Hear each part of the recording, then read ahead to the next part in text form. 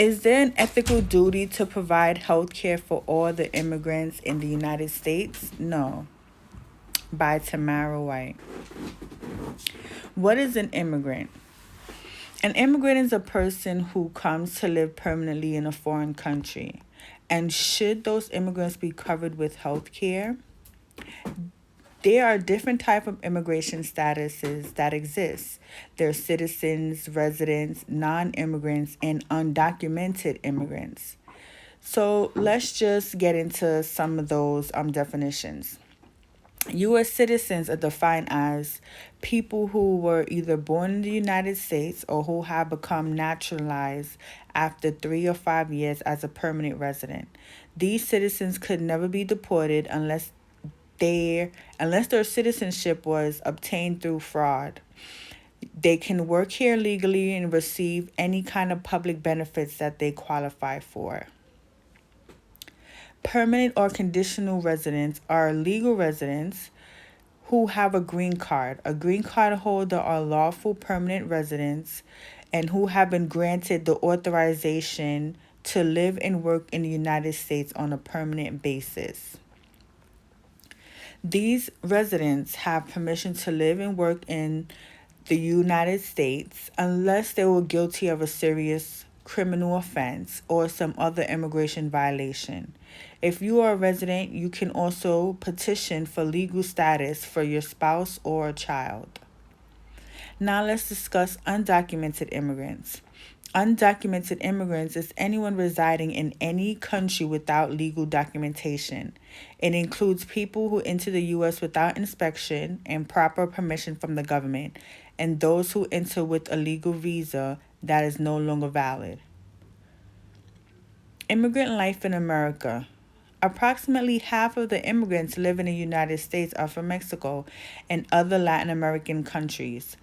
Many Central Americans are fleeing because of the desperate and social economic circumstances created in part by the U.S. foreign policy in Central America over many decades. U.S. has a larger immigration population than any other country, with 47 million immigrants as of 2015.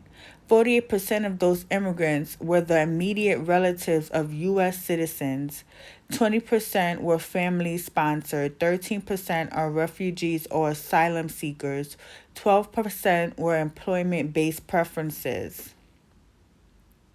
And also, we have a 1% who was granted the special immigrant visa for Iraqis and Afghans employed by the U.S. government.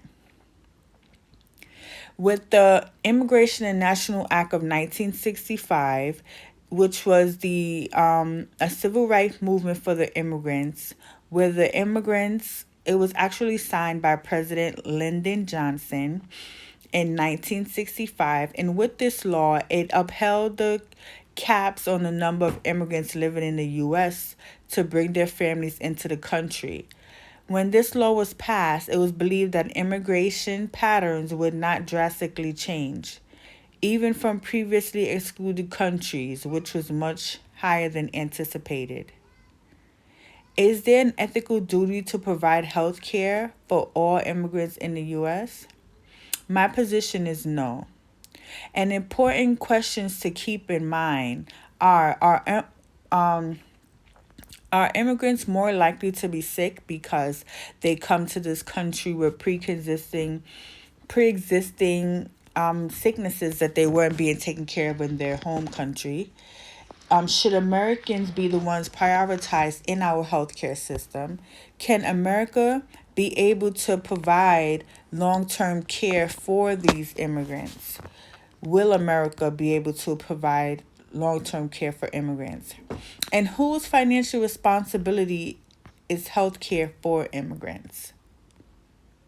Immigrants are not able to pay for their health care, and they should not be a financial burden on America. And if we are continuing to be allowed to use our healthcare system, they will overcrowd an already overcrowded healthcare system. Now, these are two positions that I have. And according to the social contract theory and Hobbes' argument, a British philosopher of the 17th century attempted to show that morality does not depend on God, no natural purposes, and assume that human beings are naturally selfish. Instead, morality should be understood as a solution to a practical problem that arises for self-interested human beings. As Americans, we want to live as well as possible, but in order to flourish, we need a peaceful, cooperative social order, and we cannot have one without rules. There has to be a way to enforce social rules. Suppose there were no rules, no police, and no courts. In the state of nature, he says, there would be no place for industry because the fruit thereof is uncertain, and consequently no culture of the earth, no navigation, nor use of commodities that may be imported by sea, nor commodious buildings, no instruments of moving and removing, such things as require much force. No knowledge of the face of earth, no account of time, no art, no letters, no society, which is worst of all, continual fear and danger of violent death, and life of man's celerity, poor, nasty, British in short. So in conclusion, there's no way that in America we'd be able to provide our health insurance to all immigrants, because without law and order, the country will not be able to run properly. Thank you. Now, advantages of the social contract theory. Morally binding rules are the ones that facilitate harmonious social living. We cannot live together in a peace if we are allowed to break laws. To escape the state of nature, we must find a way to work together. In a stable and cooperative society, we can produce more essential goods and distribute them in a rational way.